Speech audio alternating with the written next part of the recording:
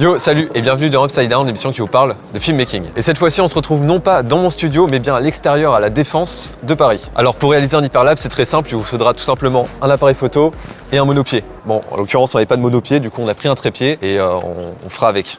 Mais avant toute chose, on peut se demander qu'est-ce qu'un hyperlapse. Alors sur le principe, un hyperlapse c'est un peu comme un timelapse, c'est-à-dire une vidéo où le temps semble accéléré, où tout va beaucoup plus vite qu'à la normale. À la différence que lors d'un timelapse, le point de vue et donc la caméra ne bouge pas, celui-ci est statique. A contrario d'un hyperlapse où là la caméra se meut dans l'espace, que ce soit par un travelling avant, un travelling arrière, un travelling circulaire, etc. Donc alors pour les réglages de l'appareil, tout d'abord vous allez devoir vous mettre en manuel parce que le but du jeu c'est que vos réglages bougent le moins possible lorsque vous allez du coup faire votre hyperlapse. Donc pareil, pensez à bien bloquer du coup aussi votre balance des blancs et votre mise au point aussi, vous allez mettre votre mise au point à l'infini. Le plus simple déjà, vous allez commencer, vous allez mettre un quadrillage sur votre image, afficher quadrillage et on va se mettre par exemple avec une grille comme ça en 3x3.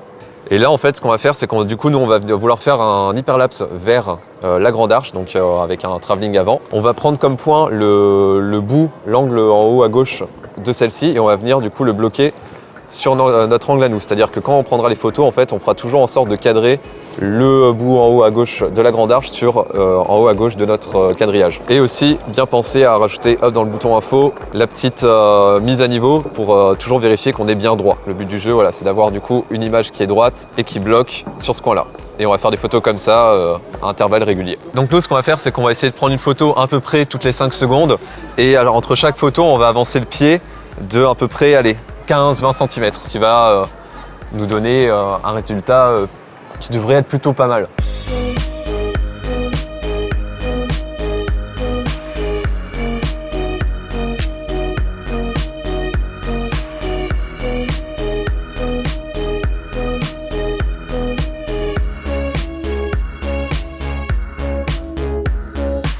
Donc voilà, ça prend un peu de temps, hein, bien sûr.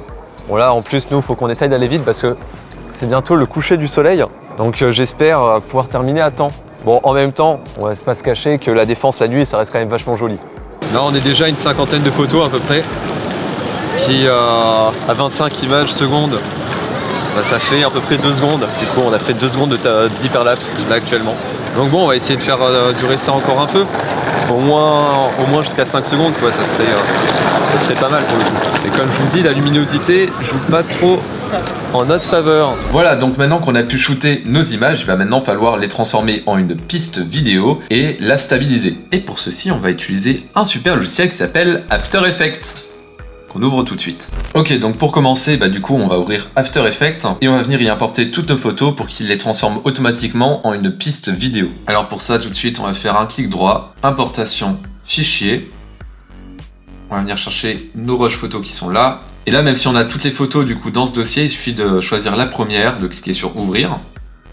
Alors bien évidemment, vu que les photos ont été shootées en RAW, tout d'abord il va m'afficher caméra RAW. Donc là vous pouvez déjà traiter votre photo. D'ailleurs ce traitement que vous allez effectuer sur cette photo va s'appliquer sur toutes les photos, donc sur toute votre piste vidéo à la fin. L'avantage du coup c'est comme si vous aviez tourné carrément votre hyperlapse en RAW. Donc ça c'est très très cool pour gérer du coup la luminosité, les hautes lumières, les basses lumières, etc. Je vous apprends pas le RAW, vous savez très bien ce que c'est. Donc voilà, personnellement j'avais déjà fait quelques réglages avant ça, donc je vais pas plus y toucher. On fait OK. Et là du coup automatiquement il nous a importé toutes nos photos en une piste vidéo. Il suffit de la drag and drop dans la timeline. Tac. Moi je vais venir changer les réglages de la composition. Donc paramètres de la composition. On va du coup mettre ça en 4K. Hein. Tant qu'à faire. 3840 par 2160. Donc voilà, du coup on a notre piste vidéo. Donc là, moi, je vais venir la recadrer un peu. Hop, on va venir changer l'échelle de tout ça. Voilà, là, ça a l'air pas mal. Là, la vidéo n'est pas stabilisée. Là, il peut la lire. Hein, elle est déjà à 25 images secondes, etc. en 4K. Il peut lire la vidéo, mais du coup, il y aura beaucoup de tremblements sur l'image. Donc nous, on va venir stabiliser tout ça. Pour ça, je vais dans la petite manette Effets et paramètres définis. On vient y taper stabilisation de déformation visuelle. Hop. Je viens le drag and drop Alors bien évidemment, j'avais déjà fait une vidéo sur la stabilisation en post-prod que vous pouvez aller voir en cliquant juste là sur la petite fiche. Pour le coup, c'était sur Premiere Pro, mais c'est exactement le même effet sur After Effects. Ça fonctionne exactement de la même façon, donc si vous voulez en savoir plus sur la stabilisation des formations sur After Effects, allez voir la petite vidéo là-bas, comme ça vous aurez tous les détails concernant ce sujet. Donc là c'est pareil, un résultat, on laisse en lissage.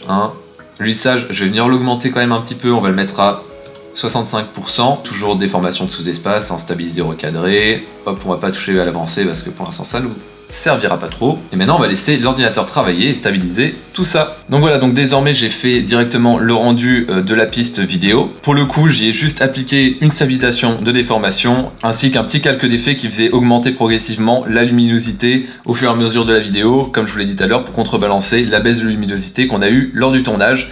Et du coup ça donne ça.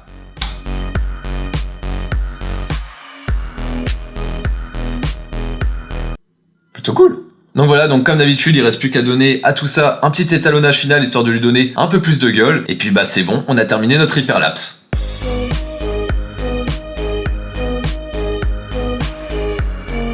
Donc voilà, c'est déjà la fin de cette vidéo, c'est aussi la première fois que vous me voyez d'ailleurs sur le terrain. Du coup, j'espère que cette vidéo qui sort un peu de l'ordinaire aussi vous a plu, le fait de pas toujours me voir dans mon studio. Si ça vous a plu, dites-le moi en commentaire, j'aimerais bien avoir vos retours là-dessus. Comme toujours, vous pouvez laisser un petit pouce bleu, c'est toujours super cool et ça me fait plaisir et ça m'aide. Vous pouvez notamment partager cette vidéo et venir me soutenir sur mon petit Tipeee, parce que mine de rien, j'ai vraiment besoin de vos dons pour acheter du matériel vidéo, etc. et pouvoir améliorer du coup la qualité de mes vidéos à l'avenir. Donc si vous pouvez faire des petits dons, ça m'aiderait et je vous en remercie fortement d'avance. Et bien évidemment, on se retrouve samedi prochain pour une nouvelle vidéo. Sur ce, c'était Louis, que la création soit avec vous. Ciao!